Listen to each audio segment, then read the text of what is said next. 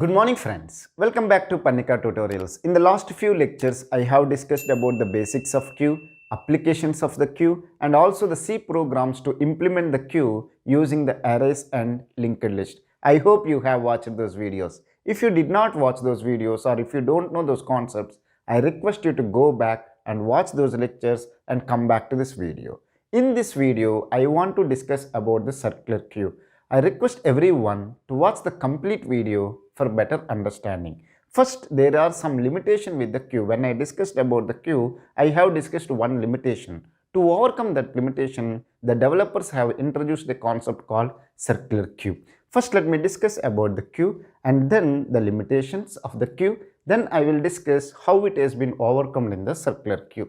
When it comes to the queue will be represented like this. We have a front and we have the rear.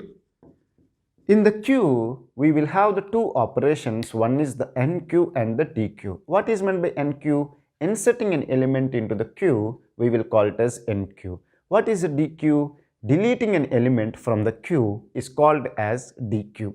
Now, always the insertion or the NQ operation will be performed from the rear and the DQ operation will be performed from the front.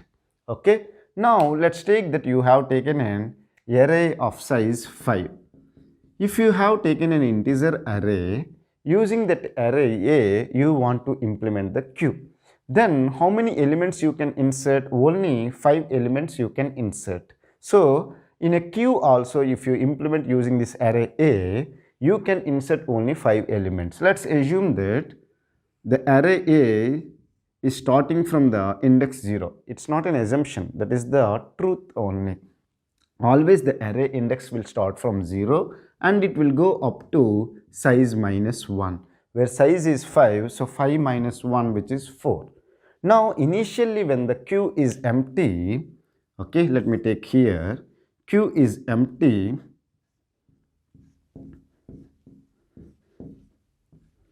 the front and rear will be equal to minus 1. If front and rear is equal to minus 1, then we will say that queue is empty. If rear is equal to size minus 1, then we will say that queue is full. So this is the condition for checking the queue is full and this is the condition to check the queue is empty.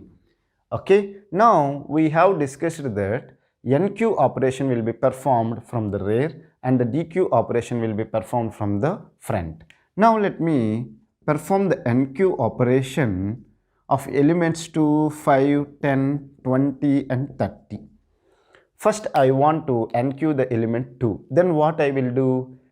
As the queue is empty, we will increment the front and also the rear. So front and rear will be equal to 0.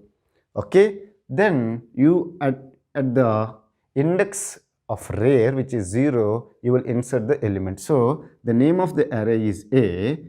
At the index of the rear, which is 0, you will assign the value 2.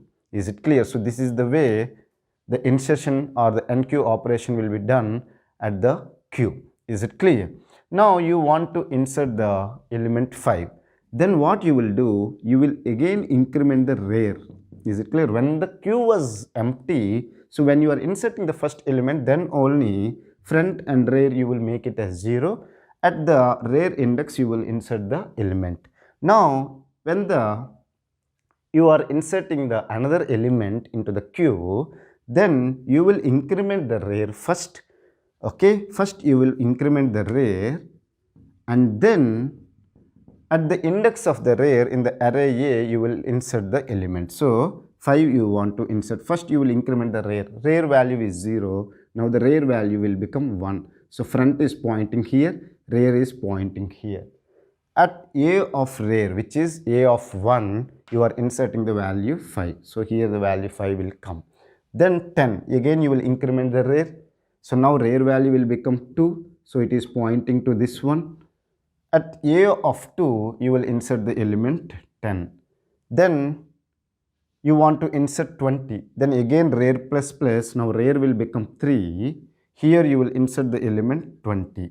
again 30, rear will become 4, and here you are inserting the 30. Now can you insert any other element? No, you cannot insert because rear is equal to 4, which is size minus 1. So then you can say that Q is full. Again, if user is calling the NQ operation, it will display the Q is full. Okay, is it clear? Now let me discuss the limitation. Till now these operations we have discussed, it is okay. So now front is pointing to the first element, which is 0, and rear is pointing to this one, so the index is 4.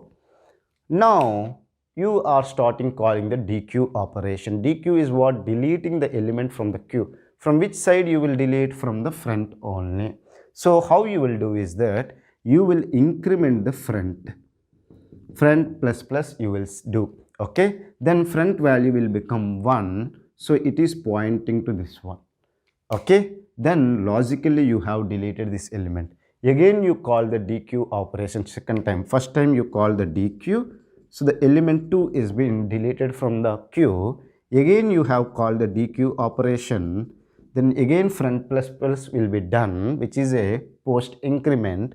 Now front value will become 2, so it is pointing to this one. So logically you have deleted the element 5. Now front plus plus, again you call the DQ operation, front plus plus will be done, front value will become 3, so logically you have deleted this element also, it is pointing to this one. Again you have called the DQ operation, again you have executed front plus plus, now front value will become 4. Okay, now you have logically deleted this element. Now let's assume that you are calling the NQ operation now. Now look at the queue, whether Q has some spaces to insert the values. Yes, at the index 0, at index 1, at index 2 and index 3 there are no elements. Logically we have deleted them, so any element if you want to insert, we can insert here. But when you call the NQ, it will check whether the queue is full or not. What is the condition to check whether the queue is full or not? Rear is equal to size minus 1, where size is the array size. Okay, then what is the array size? We have taken 5. 5 minus 1 is 4. 4 is equal to rear. Am I right? So it will display the queue is full. But however, there are some positions where you can insert the value, but it is not possible using the queue. So this is the limitation of the simple queue. Okay, to overcome that one, the developers have introduced the circular queue concept. Circular queue concept, even there are positions here, even if you say that queue is full, you can go to this position. Is it clear? Then you can insert this one. Suppose let's take that now you are calling NQ60. So rear is equal to 4. Then what it will do? 4 plus 1, which will be 5. Am I right? Are you inserting at the A of 5? Array of 5? No, you are inserting at the 0. How you are getting is that what you will do, you will not perform the rear plus plus directly. When we are performing the NQ operation in the simple queue, how we have done the insertion? Rear plus plus, then A of rear is equal to what is the value we are writing. But when it comes to the circular queue, we will not write the rear plus plus. Instead of that one, what we will do is that rear is equal to rear plus 1 modulus size, where size is the size of the array. Let's take this one. Rear value is equal to 4. So rear is equal to rear plus 1. 4 plus 1 modulus size. What is the size of the array? 5. So you are doing 5 modulus 5. 5 modulus 5 is equal to 0, because modulus operator will give the remainder. So 5 modulus 5, you will get the value 0. So rear value will become 0 now. Okay, so at the index 0, you will insert this value. Are you able to understand? So this is the advantage of the circular queue. Even you have gone up to the last index, still you can insert the element if there are some spaces. So this is why it is called as a circular queue. So logically the circular queue will be represented like this. The circular queue will be represented like this. Suppose let's take that this is index 0, this is index 1, this is index 2, this is index 3, this is index 4, this is index 5, this is index 6.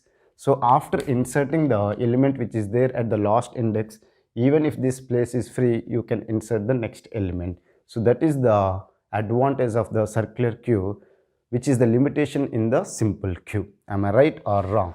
So I hope you have understood what is the circular queue and how it has been overcome the limitation of the simple queue. In the next video, I will discuss how to implement the circular queue using the arrays. Then I will discuss how to implement the circular queue using the single linked list. If you have any doubts related to this concept, feel free to ask me in the comment section. I will try to clear your doubts as early as possible. Thank you for watching the complete video. Have a nice day.